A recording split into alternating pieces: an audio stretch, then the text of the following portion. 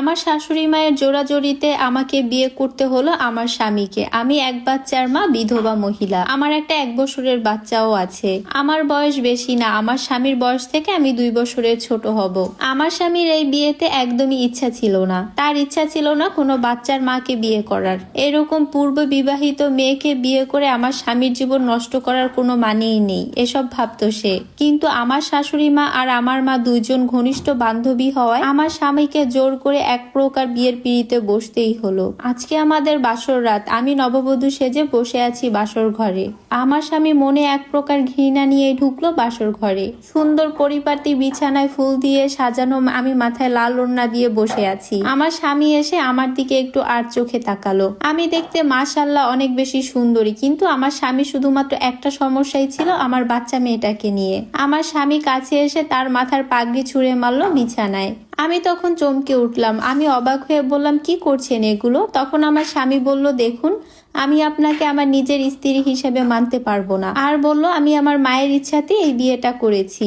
ব্যাস এই পর্যন্তই। আমার কাছে আপনি আর ঘেঁষতে আসবেন না, আর আপনার মেয়েটাকেও আমার কাছ থেকে দূরে রাখবেন। আমি এসব সহ্য করতে পারি না, আর স্ত্রীর অধিকার আমার উপরে আপনি ফলাবেন না। এই কথাগুলো আমার স্বামী বলে রুম থেকে বেরিয়ে গেল। আমি তখন বাসর ঘরে ফোপাতে ফোপাতে বসে কাঁদতে লাগলাম। আমার স্বামী তখন ড্রয়িং রুমে গিয়ে দাঁড়ালো। আমার এত সুন্দর রূপ থাকা সত্ত্বেও আমার স্বামীর সেটা ভালো লাগছে না। আমার স্বামী শুধু ভাবতো আমার জীবনটা নষ্ট হয়ে গেল। শেষে কিনা শুধুমাত্র একটা বিধবা মেয়েকে আমাকে বিয়ে করতে হলো। ছি, আমার মায়ের উপরে খুব রাগ হচ্ছে। এসব ভাবতে লাগলো আমার স্বামী। এসব কথা ভাবতে ভাবতে কিছুক্ষণ ড্রয়িং রুমে দাঁড়িয়ে আমার স্বামী অন্য রুমে গিয়ে শুয়ে পড়লো। পরের দিন থেকে আমার স্বামী আমাকে ইগনোর করতে লাগলো। আমি প্রতিদিনের মতো কাজের লোকের মতন বাড়ির সমস্ত কাজকর্ম শুরু করতে লাগলাম। আমার স্বামী অফিসে যাবে, তাই আমি তাকে সকালবেলা উঠে নাস্তা দিচ্ছিলাম। এদিকে আমার 1 বছরের ছোট্ট মেয়েটা সারা বাড়ি হামাগুড়ি দিয়ে বেড়ায়, আর সে আধো আধো কণ্ঠে কি যেন বলে শুধু। এসব আমার স্বামীর কোনোভাবেই সহ্য হয় না, বিশেষ করে আমার ছোট বাচ্চাটাকে। সারাদিন অফিসের কাজ করে যখন আমার স্বামী বাসায় ফিরে, আমার স্বামী বাড়িতে আসতেই আমার ছোট্ট বাচ্চাটা আমার স্বামীর সামনে পড়ে। আমার ছোট্ট বাচ্চাটা তখন আমার স্বামীর দিকে মায়াবী চোখে তাকায়। আমার স্বামীর নাকি আমার বাচ্চাটাকে দেখলে বিরক্ত লাগে। আমার বাচ্চাটাকে পাশ কাটিয়ে সে তার রুমে চলে যায়। এরপর আমার স্বামী রুম থেকে ফ্রেশ হয়ে বের হয়ে আসলে আমি ওকে খাবার দিই চুপচাপ মাথা নিচু করে। আমার স্বামীও আমাকে কোনো কিছু না জিজ্ঞাসা করে চুপচাপ খেয়ে নেয়। আমার স্বামী খাওয়া দাওয়া শেষ করে সে আলাদা রুমে ঘুমায়, আর আমি আমার মেয়েটাকে নিয়ে আমার নিজের রুমে চলে আসলাম। সকালবেলা ঘুম থেকে উঠে যখন আমার স্বামী ওয়াশরুমে গেল, ওয়াশরুম থেকে বের হয়ে যখন আসলো, দেখলো তার রুমের সবকিছু এলোমেলো হয়ে আছে, আর রুমের মধ্যে আমার বাচ্চাটা বসেছিল। তখন আমার স্বামী ভেবেছে নিশ্চয়ই এসব আমার বাচ্চা মেয়েটা করেছে। তখন আমার স্বামী রেগে গেল। আমার স্বামীর মাথায় রক্ত উঠে গেল। আমার স্বামী তখন রাগে ফসতে ফসতে বকাঝকা করতে লাগলো। আমার স্বামী চিৎকার দিয়ে আমাকে ডাকলো, আয়েশা। আমি তখন দৌড়ে আসলাম। আমি তখন মাথা নিচু করে কাঁদো কাঁদো গলায় বললাম, জি কি হয়েছে? তখন আমার স্বামী বলল, এ কি হয়েছে? আমার রুমের কে করেছে এমন? নিশ্চয়ই আপনার ওই বেজন্মা মেয়েটা করেছে। কতবার আপনাকে বলবো ওকে আমার কাছ থেকে আপনি দূরে রাখবেন? একটা কথা একবার বললে আপনার কানে যায় না? এক্ষুনি বের হয়ে যাবেন আপনার মেয়েটাকে নিয়ে আমার বাড়ি থেকে। আমি আমার স্বামীর মুখে এরকম গালাগালি শুনে আমার স্বামীর পায়ে পড়ে গেলাম। আমি আমার স্বামীর পা জড়িয়ে ধরে কান্না করে বললাম, দয়া করে আপনি ওকে ক্ষমা করে দিন। অনেক বড় ভুল হয়ে গেছে, আর কোনোদিনও হবে না এমন। আমার চোখের অশ্রু জল টপ টপ করে পড়ছে। আমার স্বামী তখন রেগে গিয়ে বলল, যত সব আদিক্ষেতা, আমার এসব ন্যাকামি কান্না একদমই ভালো লাগে না। আমার স্বামী একথা বলে ঘর থেকে বেরিয়ে চলে আসলো। এর ঠিক 1 ঘন্টা পরে আমার স্বামী আবার বাড়িতে ফিরে আসলো। এরই মধ্যে আমি সমস্ত কাজকর্ম সবকিছু গুছিয়ে নিয়েছি। আমার স্বামী দরজা খুলেই দেখতে পেল ঘর দরজা সবকিছুই গুছানো। এরপর আমার স্বামী সোজা চলে আসলো তার রুমে। আমার স্বামী রুমে ঢুকেই চমকে গেল। খুব সুন্দর করে পরিপাটি করে গোছানো ঘর, এমনকি আগের চেয়েও সুন্দর ভাবে। সেটা দেখে আমার স্বামীর মনটা একটু ভালো হলো। এরপর আমার স্বামী লাইট ফ্যান অফ করে শুয়ে পড়লো। বাইরে প্রচুর বৃষ্টি হচ্ছে, খুব ঠান্ডা লাগছে। কিছুক্ষণের মধ্যে আমার স্বামী ঘুমিয়ে পড়লো।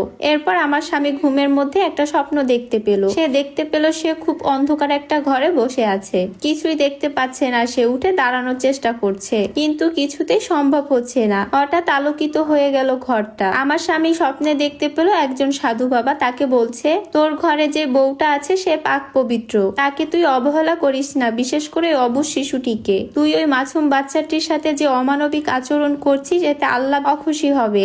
তাড়াতাড়ি তওবা করে আল্লাহর পথে ফিরে আয়, তোর বউকে আর তুই কষ্ট দিস না। এই স্বপ্নটা দেখে আমার স্বামী লাফিয়ে উঠলো, ঘেমে গেছে একেবারে। চারপাশে তাকিয়ে নিজেকে নিজের রুমে সে আবিষ্কার করলো। স্বস্তির একটা নিঃশ্বাস ছাড়লো আমার স্বামী। আমার স্বামী ভাবলো এতক্ষণ তাহলে স্বপ্নই দেখছিলাম।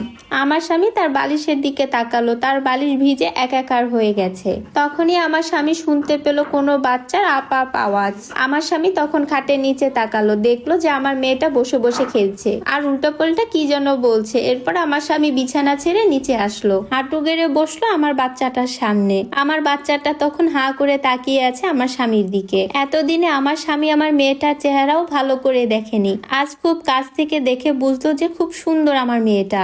আমার মেয়েটার চোখগুলো খুব মায়াবী। আমার স্বামীর হঠাৎ মনে পড়লো যে মেয়েটারও তো বাবা মারা গিয়েছে।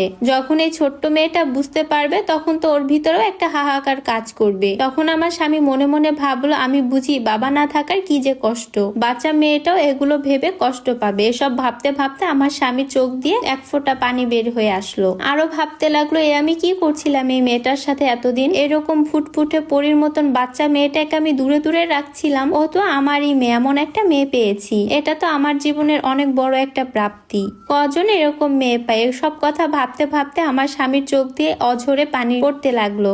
এরপর এক কথা ভাবতে ভাবতে কোলে তুলে নিল আমার মেয়েটাকে। আমার মেয়েটাকে কপালে একটা চুমু দিয়ে বলল সরি মা, সরি, তোকে আমি এতদিন অনেক কষ্ট দিয়েছি মা, আর দেব না, একবার বাবা বলে ডাক মা। তখন আমার মেয়েটা বাবা বলে ডেকে উঠলো। এরই মধ্যে আমার মেয়েকে খুঁজতে খুঁজতে আমি আমার স্বামীর রুমে গেলাম। গিয়ে দেখলাম আমার স্বামীর কোলে আমার মেয়েটা। আমি তো ভয় পেয়ে গেলাম, তাড়াতাড়ি করে আমার স্বামীর কোল থেকে আমার মেয়েটাকে নিলাম। আমার মেয়েটাকে কোলে নিয়ে আমি আমার স্বামীকে বললাম ও মনে হয় আবার কোনো ভুল করেছে, ও আর কখনো তোমার রুমে আসবে না। এই কথা বলে আমি কাঁদতে কাঁদতে আমার রুমে চলে আসলাম। তখনই আমার স্বামীও আমার পিছন পিছন ছুটে আসলো আমার রুমে। আমার স্বামী আমার রুমের মধ্যে ঢুকে দেখলো আমি এক কোণে আমার মেয়েটাকে নিয়ে কান্না করছি। তখন পা টিপে টিপে আমার রুমের ভিতরে গিয়ে আমার স্বামী আমাকে জড়িয়ে ধরলো। আমি ভয় পেয়ে পিছন ফিরে তাকাতেই দেখলাম আমার স্বামীকে। আমি এটা দেখে তো অবাক হয়ে গেলাম। তখন আমার স্বামী আমার হাতটা ধরে বলল দয়া করে তুমি আমাকে মাফ করে দাও। আমি তোমার সাথে আর বাবুর সাথে অনেক অন্যায় করেছি, অনেক খারাপ আচরণ করেছি। আমি তোমাকে কথা দিচ্ছি আজকে থেকে আমি ভালো হয়ে যাব, তোমাদের দুজনকে আমি অনেক ভালোবাসবো। আমি এই কথা শুনে অনেক খুশি হলাম। মনে মনে আমি আল্লাহকে বললাম হে আল্লাহ, সত্যি তুমি মহান, তোমার কোনো তুলনা হয় না। গতকাল রাতে আমি তোমার কাছে নামাজ পড়ে আমার স্বামীর জন্য কান্নাকাটি করেছিলাম, আর আজকেই তুমি আমার স্বামীকে পরিবর্তন করে দিলে আল্লাহ। সুবহান আল্লাহ। চাওয়ার মতন চাইতে জানলে নিশ্চয়ই আল্লাহ বান্দার কথা শুনে, এটা আমি মনে প্রাণে বিশ্বাস করি।